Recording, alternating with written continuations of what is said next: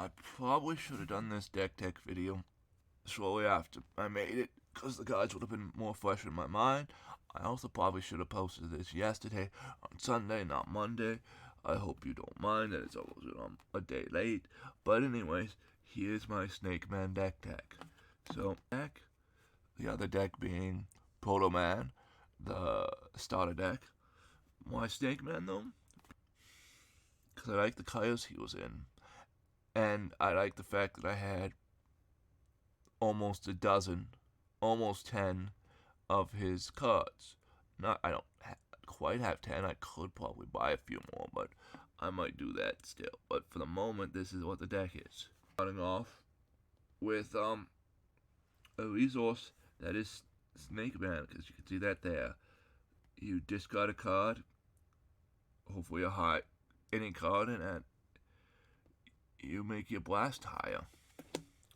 It's always a good thing. And this one is also nifty, because you can graveyard manipulation. Graveyard is a resource. It's very handy in a lot of card games. That's why there's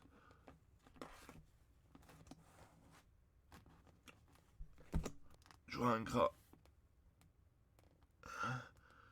cards, so you can use the other. If I was to buy cards for this deck, it would probably keep back. Because if I recall correctly, we'll see in just a second, I only have one keep battling. But this powers up the other Snake Man cards. I think I only have one of them.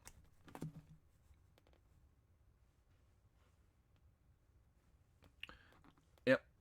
And I only have one of these too. What is it? A snake.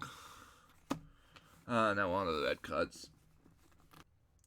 Red also likes manipulating the graveyard. Oh, I haven't watched a lot of the show.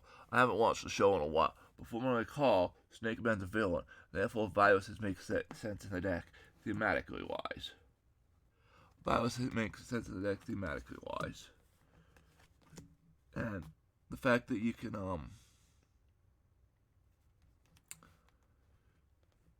go through your deck, get them out of your deck, you play one, then you get another one. It's kind of nifty.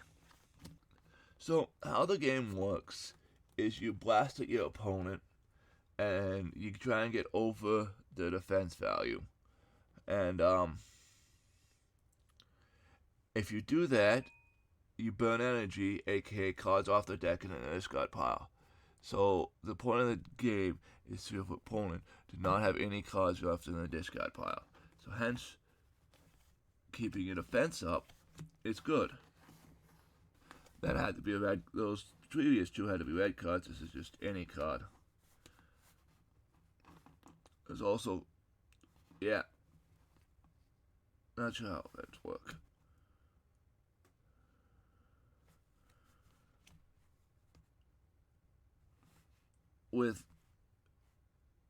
If you manipulate the top of your deck, that's good.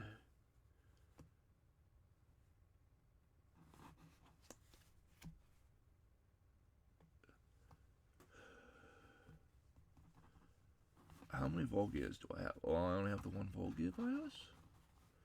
So I can't go searching through my deck for another Volgear, because I only have one in here. Same with the bomboy here. Which is a bit sad, but I just opened packs to build this deck, so it's going to be lacking. That would include your opponent's resources. Well, this can be a very good replay. Check.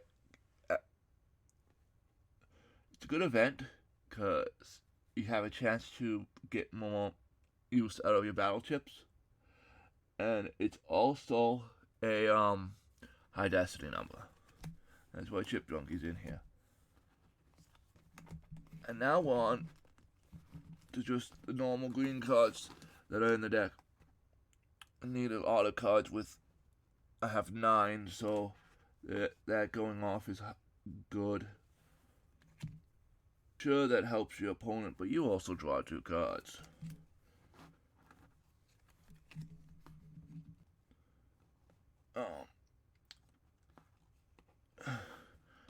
lets you search for cards, which is cool.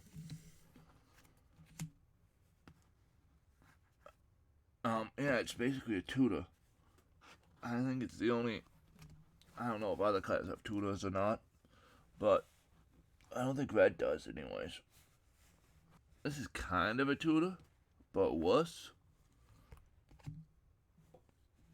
Recharging energy is where you put a card from your top. Is it top or bottom of your graveyard? Card from your graveyard on the bottom of your deck. That's what recharging energy is.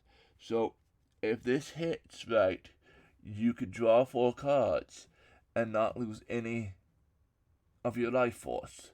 And your opponent will just be sure have more cards in hand, but it'll be closer to death. 8 viruses. So this will hopefully help me more than it. Oh, I want more than 8 viruses. I want lots of viruses. So hopefully this will help me more than my opponent. And it could also help. It could also be played.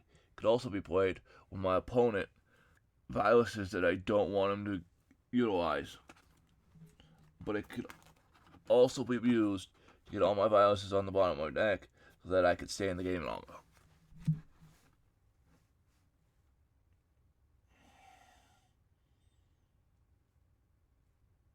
Sure, they get cards, but you. Basically, the point of this deck here is to recharge as much energy as you can so you can be in the fight as long as you can. I think that's the point of this deck, from what I can see here. Also, another point of this deck is to make your opponent draw his deck out. Because in games where your deck is your life points, forcing your opponent to draw your deck is a legit strategy.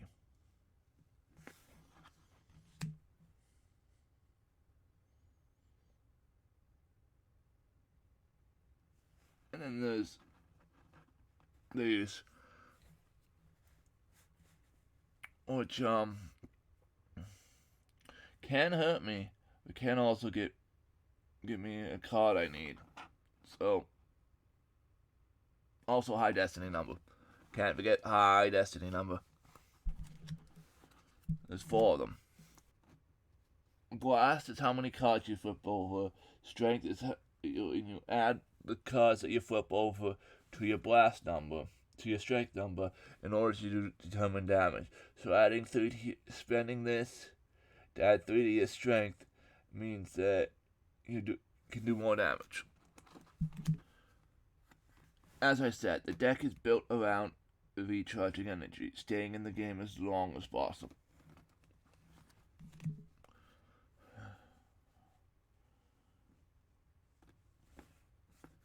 This just makes you hit harder. You need. So, I don't think I talked about this little thing here, or any of the other things there. This means you have to have a red resource in play to play it.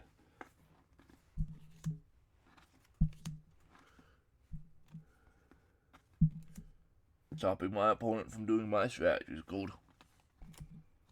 This where you would need a green and red in play. You get +1, and then you put this on top of your deck.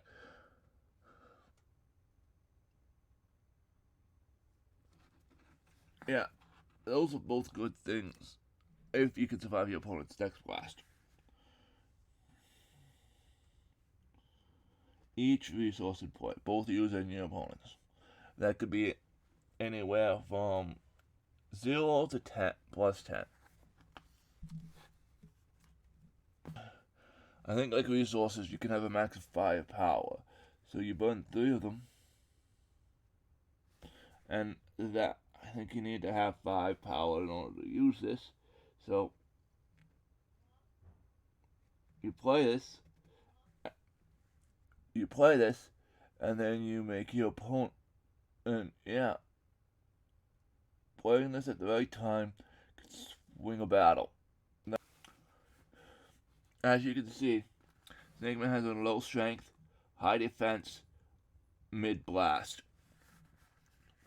So yeah, being able to survive as long as you can is the name of the game with him, with his low strength, high that. So, that's the point of the deck, is to survive and reuse what you use. And that was my Snake Man deck. I hope you enjoyed, and I will hopefully have the video up on time next week, and from now on, hopefully I won't be late again. But if I am, I'll be sorry about that too. Anyways, we'll see you in the next video.